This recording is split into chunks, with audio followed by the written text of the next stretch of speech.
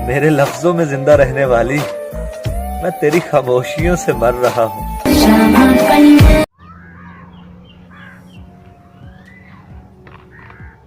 अस्सलाम वालेकुम। तो क्या हाल चाल है? उम्मीद करता हूँ आप ठीक ठाक होंगे। तो आज की स्टोरी शुरू करते हैं। तो आज की स्टोरी है 1930 या 35 के दरमियान की। तो एक बाबा जी होते हैं और उनका एक चेला होता है।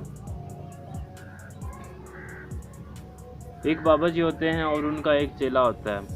तो जो उनका चेला होता है वो बाबा जी से कहता है, बाबा जी मुझे फैज़ चाहिए, कुछ नज़र करम करें। तो उस पर बाबा जी का क्या रिप्लाई आता है? बाबा जी कहते हैं कि नज़र करम तो मुझे कुछ नहीं पता, ये तो सब बातें हैं। कुछ बनने के लिए ना कुछ अमल कुछ करना पड़ता है। तो उस पर उनका चेला कहता है कि ऐसा क्या करना पड़ता है? तो बाबा जी का रिप्लाई आता है कि रियाज़त इंसान को चीज़ बना देता है। मतलब एफ़र्ट जो होती है वो इंसान को चीज़ बना देती है, चाहे वो पत्थर बना दे, चाहे सोना बना दे। जैसी आपकी एफ़र्ट होगी वैसी आप चीज़ बनाएंगे या बनेंगे। तो उस पर जो होता है उसका चेला, वो कहता है कि मुझे भी कुछ बनना है, मुझे भी इल्म हासिल करना है, मुझे भी कुछ बड़ा बनना है, सरदार बनना है, जो भी उसने कहा मैंने बनना है। तो उस पर बाबा जी का रिप्लाई आता है कि जंगल देखा है? चेला कहता है हाँ बिल्कुल देखा है। तो बाबा जी कहता है कि कभी जंगल में अकेले रहे हो? तो वो उसका चेला कहता है कि नहीं बाबा जी ऐसा कभी नहीं हुआ। तो बाबा जी कहता है मैं तुम्हें चैलेंज देता हूँ कि तुम इतने दिन उस जंगल में रहो और अकेले रहना है। तो जो उसका चेला होता है वो कहता है ठीक है, मैं चैलेंज कबूल करता हूँ, मैं रह लूँगा। तो उसका चेला कहता है कि मुझे जंगल में आखिर करना क्या होगा? तो उस पर जब बाबा जी का रिप्लाई आता है कि जब तुम जंगल में जाओगे ना, तुम्हें 4 चीज़ों का सामना करना पड़ेगा: मौसम, तन्हाई, भूख और खौफ।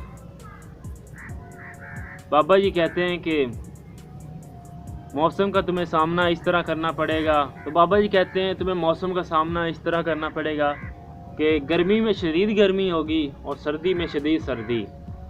तो उसका चेला कहता है कि बाबा जी दूसरी चीज़ क्या है? तो उस बाबे का रिप्लाई आता है, बाबा जी का रिप्लाई आता है दूसरी चीज़ खौफ है। जब तुम सोने जाओगे और रात का अंधेरा होगा, तुम्हें ऐसा लगेगा कि बिच्छू मेरी तरफ आ रहे हैं, सांप आ रहे हैं, जानवर आ रहे हैं। जंगल में जो भी चीज़ होती है वो तुम्हें ऐसे लगेगा कि तुम्हारे ही मतलब मुहासरा कर रहे हैं, तुम्हारी तरफ ही आ रहे हैं। तो इस पर चेले का जवाब आता है कि बाबा जी तीसरी चीज़ क्या है? तो तीसरी चीज़ कहता है कि तुम्हें भूख लगेगी जंगल में। तुम खाना साथ लेके जाओगे लेकिन वो खाना ख़त्म हो जाएगा, और जब तुम्हें भूख लगेगी ना तो तुम्हें उसका सामना करना पड़ेगा।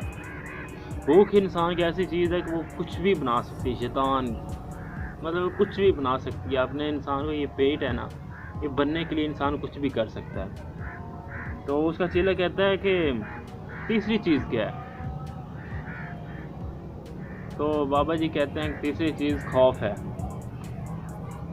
तीसरी तन्हाई। तो बाबा जी का रिप्लाई आता है कि तीसरी चीज़ तन्हाई है। तन्हाई में इंसान खुद ही पागल हो जाता है। आप खुद को उस जगह रख लो कि आप अकेली जगह पर हो और वहाँ पर कोई भी नहीं है आसपास, एक काल कोठड़ी है। तो इंसान तन्हाई में तो वैसे ही पागल हो जाता है, और ये सुनने में आसान लगता है लेकिन रहना बहुत मुश्किल होता है। तो उस पर चेले का जवाब आता है कि बाबा जी चौथी चीज़ आखिर क्या है? तो बाबा जी का रिप्लाई आता है कि चौथी चीज़ थकावट है। जब तुम्हारे पेट में कुछ नहीं होगा, तुम्हारी नींद पूरी नहीं होगी और तुम्हारा मेंटली तौर पर तुम तंदुरुस्त नहीं होगे, तुम थके हारे होगे, तुम्हारा जंगल में कुछ भी काम करने को दिल नहीं करेगा, और ये चौथी चीज़ है। तो उसका चेला ये सुनकर, बाबा जी का चेला ये सुनकर जंगल में चला जाता है। दूसरे दिन जंगल में चिला काटने के लिए चला जाता है। तो कुछ दिन गुजरते हैं, उसका खाना ख़त्म हो जाता है, भूख उसे बहुत लगी होती है। आसपास देखता है कि जंगल में खाने लायक कोई भी चीज़ नहीं है। तो उसे बाबा जी के बाद याद आ जाती है कि भूख हमें सताएगी, मुझे सताएगी। तन्हाई का भी उसे एहसास होने लगता है। उसकी नींद पूरी नहीं होती, जिसकी वजह से उसकी जहनी जब सेहत है वो भी मुतासर होने लगती है।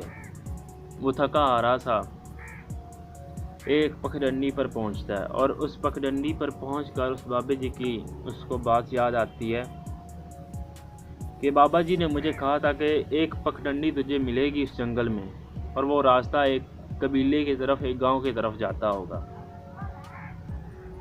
तो उसे बाबा जी की वो बात याद आ जाती है। तो उसे जब वो बात याद आती है ना, तो वो सोचता है कि बाबा जी ने मुझे कहा था कि जंगल में एक तुझे पगडंडी मिलेगी और उस पगडंडी पे तुझे एक बाबा मिलेगा और उस बाबे से तुमने एक चीज़ मांगनी सिर्फ, और एक चीज़ मांग कर ये जो 4 चैलेंज मैंने तुम्हें दिए हैं ना, ये पूरे करने हैं। भूख, प्यास, थकावट, तन्हाई, ये 4 चैलेंज है, तुमने पूरे करने हैं। तो बाबा जी ने उसे बता दिया था कि तुमने सिर्फ इल्म मांगना है, ना भूख मांगनी, ना तन्हाई, ना प्यास, कुछ भी नहीं और मांगना, तुमने सिर्फ उससे इल्म मांगना है। तो उसने इल्म मांग लिया और इल्म मांगने के साथ ही अपना चिल्ला कंप्लीट कर लिया, पूरा कर लिया। अब उसे भूख भी लगी है, तन्हाई भी लगी है, और तन्हाई में भी है, भूख भी है, प्यास भी है, थका आ रहा भी है, सुकून भी नहीं है, लेकिन उसने मांगा क्या? इल्म। तो वो सोचता है यार मुझे भूख लगी हुई है, मेरे मुझे सुकून नहीं है, तन्हाई में हूँ, मैं पागल सा हूँ, मुझे मांगना क्या था और मैंने मांग क्या लिया। तो वो उस पगडंडी पे चलते एक गांव की तरफ पहुंच जाता है। तो जब उस गांव की तरफ पहुंचता है तो उसे एक घर नज़र आता है और घर पर दस्तक देता है, और दस्तक देते के साथ ही वो वहाँ पर बेहोश हो जाता है। तो जब वो वहाँ पर बेहोश होता है तो अंदर से कुछ आदमी निकलते हैं, उसे उठाते हैं, पानी शानी पिलाते हैं, होश में लाते हैं। जब होश में आ जाता है तो सबसे पहले खाना मांगता है। तो वो घर वाले कहते हैं कि 10-15 मिनट रुक जाओ, लीटी चलाई है तो खाना गर्म वगैरह करके आपको देते हैं। तो आपने अक्सर सुना ही होगा कि गांव में जब भी जो कुछ होता है ना, तो सारे मर्द हजरात इकट्ठे हो जाते हैं। तो वो सारे इकट्ठे हो गए कि ये क्या हो गया, रात के इतने बजे हैं और ये इंसान कहाँ से आ गया। तो जब वो उसको सारे खाना वगैरह दिलाते हैं तो तब तक 3 बज चुके होते हैं। तो जब वो सोने लगता है ना, तो कहता है कि मैं अब सुबह इंशाल्लाह चले जाऊंगा यहाँ से। तो जब वो सोने लगता है उसे एक चीख की आवाज़ आती है। एक सरदार है और उसका बेटा बीमार है, बिस्तरे मर्ग पर पड़ा हुआ है, और वो इसलिए रो रहा है कि उसका बेटा बीमार है और बिस्तरे मर्ग पर पड़ा हुआ है। तो पुराने ज़मानों में क्या होता था, 1990, 1950-60 में क्या होता था कि जो भी बीमार होता था ना, उसके घर वाले उसको उस कबीले या गांव में सारा उसकी 4 बहन हर घर में जाते थे और लोगों से कहते थे कि दुआ करो, लोगों से कहते थे कि दुआ करो कि मेरा बेटा बीमार है, तो फलां ये वो। खैर अब तो ये रिवाज नहीं है, पहले होता था बहुत, मतलब कि पंजाब में ज़्यादातर होता था कि घर घर जाकर कहते थे कि मेरा बेटा या मेरा जो कुछ भी बीमार वगैरह है तो उसके लिए दुआ करें। तो खैर वो उस आदमी को ना उस सरदार के बेटे के पास ले जाते हैं। तो वो जैसे उस आदमी को देखता है ना, उसके आंखों के सामने कुछ चीज़ नमादार होती है, बूटी नमादार होती है कि इससे ये ठीक हो जाएगा। तो वो कहता है कि ये बूटी इधर है, इसको ला के पिला दो, इसका ये ठीक हो जाएगा। तो जो सरदार के मुलाजिम वगैरह थे वो भाग कर गए, बूटी लाई, अर्घ निकाला और उस सरदार के बेटे को पिला दिया। जब वो उसको पिलाया तो वो तो तंदुरुस्त हो गया, ठीक ठाक हो गया, चलने फिरने लग गया। सरदार बड़ा खुश हुआ। तो खैर वहाँ पर ये सारी बात वगैरह ख़त्म होगी। अब सुबह हो चुकी थी। तो सुबह जब आदमी उठा तो उसको पता चला कि इस कबीले की ना किसी और कबीले के साथ जंग लड़ गई है, जंग छिड़ी हुई है।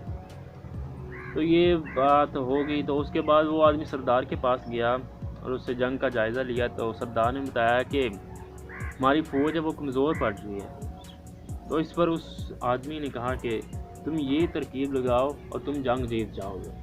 तो सरदार ने बात उसकी मान ली, क्योंकि रात को उसका बेटा बिल्कुल ठीक किया है, तंदुरुस्त किया है। तो सरदार ने बात मानी और वो ही चाल चल दी। तो इस तरह वो जंग जीत गए। खैर जंग जीत गए तो सब अब इकट्ठे हो गए, बैठ गए, और सरदार और उसके सारे सिपाही वगैरह उस आदमी के पास इकट्ठे हो गए। और सरदार ने अपनी पग उठाकर उस आदमी के उस आदमी को दे दी